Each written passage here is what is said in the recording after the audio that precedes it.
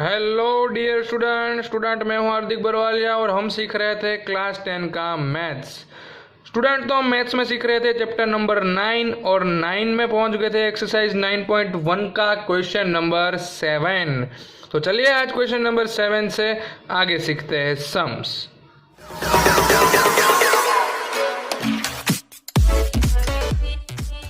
Student तो यहाँ पर क्वेश्चन नंबर 7 है आपकी एक एक्सरसाइज 9.1 का सम। तो यहाँ पर आपको क्या दिया है, from a point on a ground, यानी कि ग्राउंड पर से कोई पॉइंट से आपको देखना है एंगल ऑफ एलिवेशन, यानी कि ऊपर देखना है। कहाँ पर देखना है, of the bottom and top of transmission tower, यानी कि टावर की टॉप को और बॉटम को देखना है। Fix at the top of 20 meter high building, यानी कि पहले बिल्डिंग है, बिल्डिंग के ऊपर टावर है, तो टावर की हमें टॉप और बॉटम दोनों देखेंगे तो हमें एंगल कितना मिलेगा 45 डिग्री एंड 60 डिग्री। तो हमें क्या फाइंड करना है, हाइट ऑफ टावर। हमें दिया क्या है, 20 मीटर हाइट की बिल्डिंग दी है, दूसरा हमें कुछ दिया है नहीं। तो यहाँ पर हमें कुछ एज्यूम करना पड़ेगा। कैसे करेंगे, तो पहले तो यहाँ पर फिगर बना देंगे। तो फिगर के लिए मुझे पहले क्या चाहिए भाई, एक ग्राउंड चाहिए सिंपल सा। तो यहाँ पर मैंने ड्रॉ कर दिया है ग्राउंड। ओके, तो ग्राउंड के ऊपर क्या है बच्चों, तो ग्राउंड के ऊपर एक बिल्डिंग है सिंपल। यहाँ पर मैंने एक बिल्डिंग टाइप ऐसे ड्रॉ कर दिया है। और बिल्डिंग के ऊपर क्या है, तो बिल्डिंग के ऊपर है हमारे पास एक टावर। हमें यहाँ पर कोई एक पॉइंट से देखना है, क्या देखना है, तो हमें देखना है क्या, तो टावर की बॉटम भी देखनी है और टावर का टॉप भी देखना है। सिंपल है।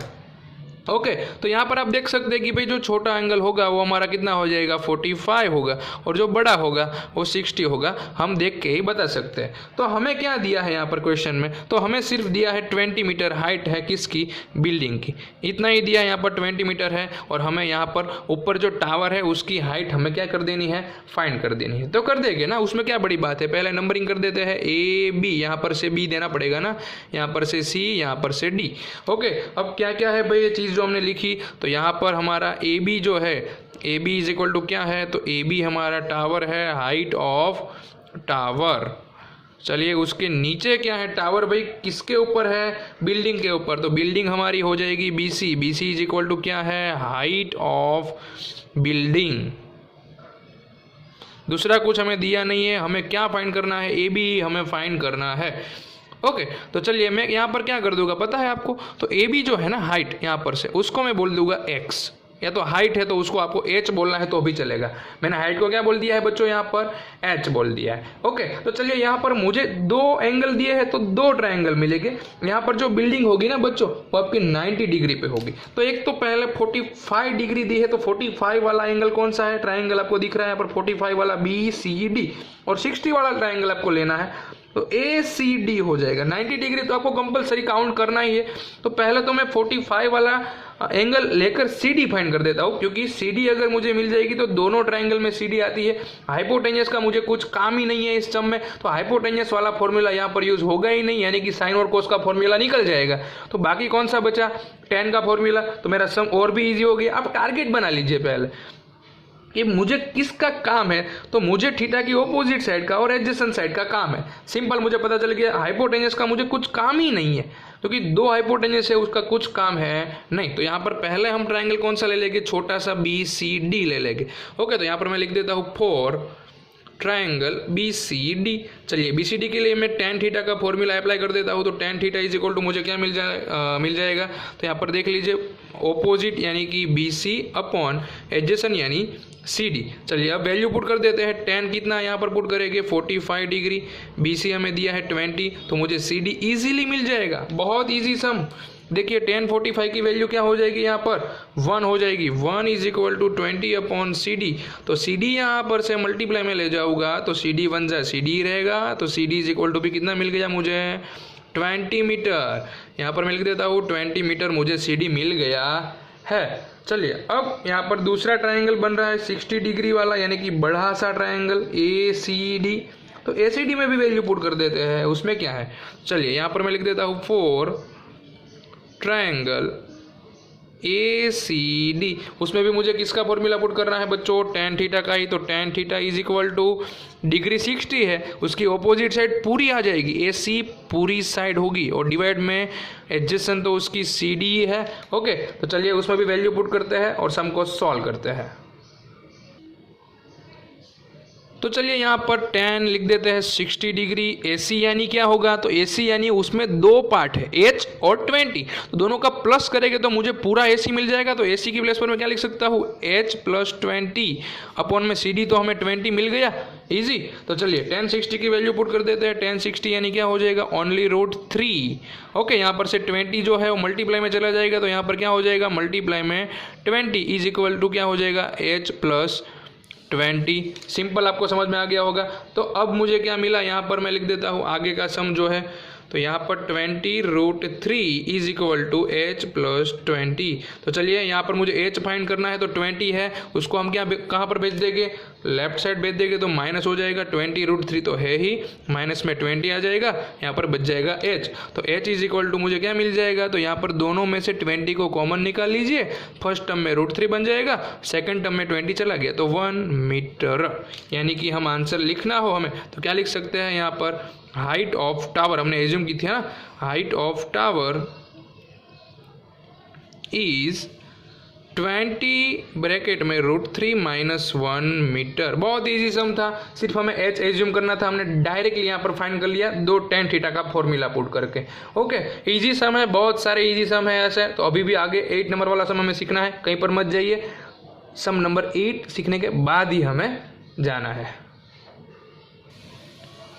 तो यहाँ पर आप देख सकते हैं आपके सामने क्वेश्चन नंबर 8 है, क्या दिया है, स्टैच्यू है। आपने स्टैच्यू ऑफ यूनिटी देखा है ना, सरदार वल्लभ भाई पटेल का स्टैच्यू है, बस ऐसे ही यहाँ पर भी एक स्टैच्यू है।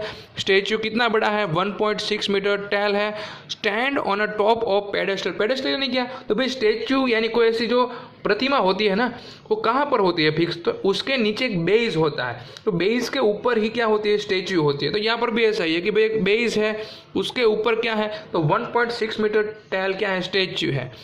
From a point of ground, यानी कि हमें ग्राउंड से देखना है, तो पहले मैं यहाँ पर एक फिगर बना देता हूँ कि यहाँ पर मैंने एक ग्राउंड ड्रॉ कर दिया है, उसके ऊपर क्या है, पहले तो ऐसे एक पेडेस्टल है। पेडेस्टल यानी कुछ नहीं, एक बेस जैसा होता है। आपने देखा होगा अगर आप स्टैच्यू ऑफ यूनिटी गए हैं तो पहले ऐसा रेक्टेंगल क्यूब टाइप होता है, उसके ऊपर क्या होगा, तो भाई सरदार पटेल का स्टैच्यू है। इसी तरह से मैंने यहाँ पर ड्रॉ कर दिया है। तो यहाँ पर जो स्टैच्यू है ना, उसकी हाइट मुझे पता है 1.6 मीटर, यहाँ पर पेडेस्टल की हाइट पता नहीं है। अब मैं यहाँ पर ग्राउंड से कोई एक पॉइंट से देख रहा हूँ, तो angle of elevation of the top of statue is 60 degree, आपको दिख रहा है, यानी कि मैं यहाँ से टॉप देख रहा हूँ स्टैच्यू का, तो कितने डिग्री पे है, 60 डिग्री पे है।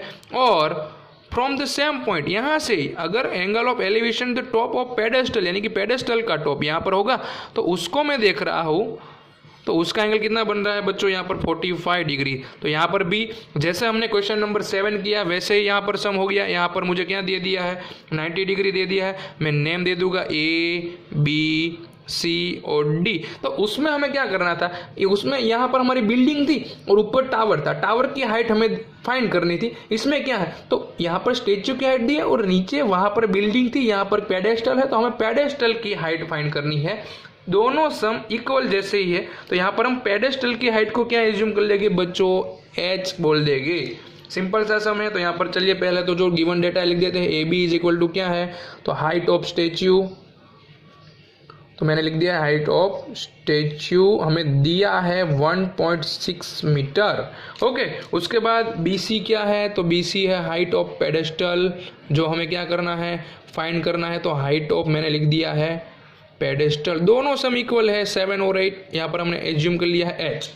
अंडरस्टैंड। चलिए तो यहाँ पर भी क्या होगा बच्चों, तो हमें हाइपोटेन्यूज का तो कुछ काम ही नहीं है, तो यहाँ पर भी दो ट्रायंगल बनेंगे और दोनों में हमें किसका फॉर्मूला यूज करना है, tan थीटा का ही। तो स्टेप बाय स्टेप कर देते हैं और सॉल्व कर देते हैं।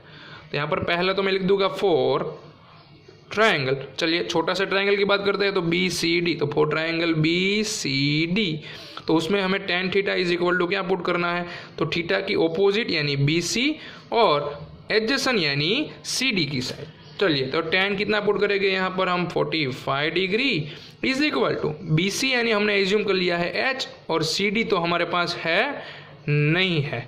ओके चलिए आगे जाते हैं एक स्टेप। तो अब क्या करेंगे भाई, tan 45 की वैल्यू तो 1 हो गई is equal to H upon CD। तो CD यहाँ पर मल्टीप्लाई में चला जाएगा, तो CD की वैल्यू मुझे मिल गई कितनी, H, CD 1 जा CD is equal to H मुझे मिल गया है। ओके इतना तो पता चल गया कि भाई सी डी क्या है, एच है। चलिए यहाँ पर मैं लिख ही देता हूँ कि सी डी की वैल्यू क्या है बच्चों, एच है। अंडरस्टैंड। चलिए अब जो बड़ा सा है 60 डिग्री वाला ट्रायंगल उसको सॉल्व कर देते हैं और उसकी भी वैल्यू फाइंड कर देते हैं।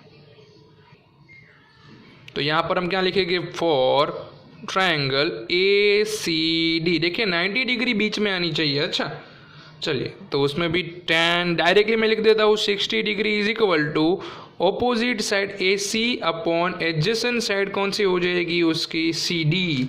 सिंपल। तो tan 60 यानी आपको वैल्यू पता होनी चाहिए √3 और ए सी की वैल्यू हमें पता है, जी हाँ कितनी, तो 1.6 प्लस एच, दोनों का प्लस करना है और डिवाइड में है सी डी। तो सी डी यानी हमें मिल गया है एच, मैंने यहाँ पर लिख ही दिया है। समझ में आ गया आपको। अब क्या करना है, हमें एच ही फाइंड करना है, दूसरा कुछ तो फाइंड करना नहीं है। तो यहाँ पर जो एच है उसको हम भेज देंगे मल्टीप्लाई में। तो यहाँ पर बाजू में मैं कर देता हूँ मल्टीप्लाई में, मेरा क्या हो जाएगा, √3h हो जाएगा is equal to 1.6 plus H बच गया है। चलिए अब सॉल्व कर देते हैं। जो एच है उसको मैं भेज दूंगा कहाँ पर, तो उसको मैं भेज दूंगा यहाँ लेफ्ट साइड। तो √3h था माइनस एच आ गया इज इक्वल टू 1.6 हो गया। तो यहाँ पर h को हम कॉमन निकाल देंगे तो यहाँ पर क्या हो जाएगा, √3 - 1 is equal to 1.6। Simple logic है। चलिए अब क्या हो जाएगा, मुझे तो h फाइंड करना है भाई। तो यहाँ पर जो पूरा ब्रैकेट है ना उसको हम कहाँ पर भेज देंगे, यहाँ पर डिवाइड में √3 - 1। अब डिवाइड में इरेशनल नंबर मिल रहा है आपको, तो यहाँ पर मल्टीप्लाई में रेशनलाइजेशन करने के लिए ऑपोजिट नंबर लेना है। यहाँ पर -1 है तो यहाँ पर +1 से आपको मल्टीप्लाई और उसी नंबर से क्या कर देना है, डिवाइड। ओके तो इसको हम रेशनलाइजेशन बोलते हैं, आप 9 स्टैंडर्ड में सीख गए। तो यहाँ पर हम करेंगे ऊपर 1.6 और ब्रैकेट में बच जाएगा √3 + 1। डिवाइड में क्या हो जाएगा, एक बार प्लस एक बार माइनस है। तो आइडेंटिटी याद कीजिए, यहाँ पर मैं लिख देता हूँ आपको identity a - b, a + b होगा। तो आप क्या कर सकते हैं, डायरेक्टली a² - b² यानी कि फर्स्ट टर्म का भी स्क्वायर और सेकंड का भी स्क्वायर। तो यहाँ पर √3 का मैं स्क्वायर करूँगा और माइनस करके 1 का स्क्वायर करूँगा। सिंपल। तो चलिए h इज इक्वल टू 1.6, ऊपर है √3 + 1। डिवाइड में आप देख सकते हैं √3 का स्क्वायर क्या हो जाएगा, 3 और 1 का स्क्वायर तो 1 ही रहेगा। तो अब कटिंग की बारी आ रही है, यहाँ पर सिर्फ 1 स्टेप ही बाकी है। 1.6 ऊपर है √3 + 1 है, डिवाइड में आ जाएगा 2। अब यहाँ पर आप देख ले, पॉइंट को भूल जाइए, पॉइंट को भूल जाए तो यहाँ पर 16 है, यहाँ पर 2 है तो 2 8 जा होगा। अब वापस पॉइंट लगा दीजिए तो आगे क्या हो जाएगा, 0। तो यहाँ पर मुझे क्या मिल गया, h मिल गया कितना, 0.8 √3 + 1 मीटर, जो मुझे फाइंड करना था हाइट ऑफ पेडेस्टल। तो मुझे आंसर लिखना हो तो मैं यहाँ पर लिख देता हूँ, देखिए the height of pedestal is, कितनी मिल गई बच्चों, यहाँ पर मुझे हाइट 0.8 ब्रैकेट में √3 + 1 मीटर। समझ में आ गया आपका पूरा सम। तो यहाँ पर हमारा क्वेश्चन 8 फिनिश हो गया। अभी क्वेश्चन 9 10 भी सीखेंगे लेकिन अगले वीडियो में। तभी तक के लिए गुड बाय, टेक केयर।